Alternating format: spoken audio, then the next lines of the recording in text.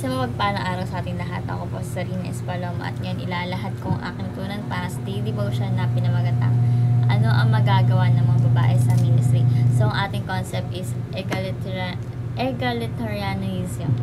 So, ang ating scripture is Luke chapter 8 verse 1 to 3 na sinasabi, "So Christ Himself gave the apostles, the prophets, the evangelists, the pastors and teachers to equip His people for works of service, so that the body of Christ may be built up until we all reach unity in the faith and in the knowledge of the Son of God and become made mature, attaining to the whole measure of the fullness of Christ." So, ang ating katuruan ngayong umaga is number one is the Holy Spirit empowers all believers.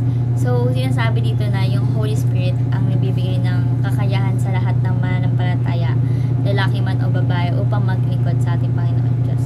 So, the Holy Spirit empowers all believers. Number 2, women are better at providing emotional support. So, sinasabi dito na ang mga kababaihan ay may nanatayang kakayahan sa pagbibigay ng pangalaga at emotional na suporta. Isang mahalagang aspeto ng ministry yan. So, women are better at providing emotional support. So, lastly, number 3 is women supported Jesus and the apostles. So, maraming kababaihan ang tumulong sa ministry ni Jesus Christ at ng kanyang mga alagad. So, sa pamamagitan ng kanilang mga ari-arian at paglilingkod. So, women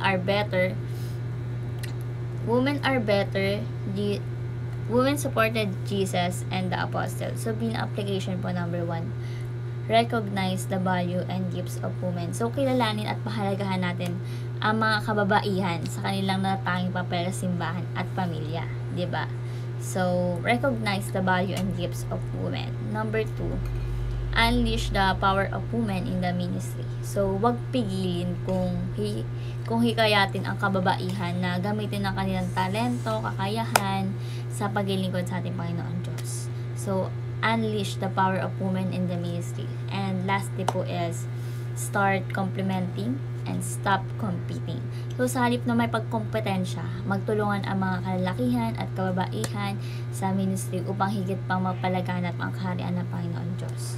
So, start complementing and stop competing.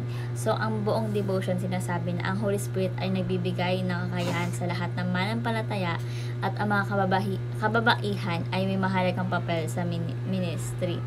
So, dapat silang kilalanin, hikayatin, at syempre suportahan upang sama-samang maglingkod para sa kaluwalhatian ng Panginoon Diyos. So, ay lamang ang natulang state devotion na may matunan kayo, ma-share sa iba at syempre ma-apply sa ating buhay. Thank you sa pakikinig at God bless po sa ating lahat.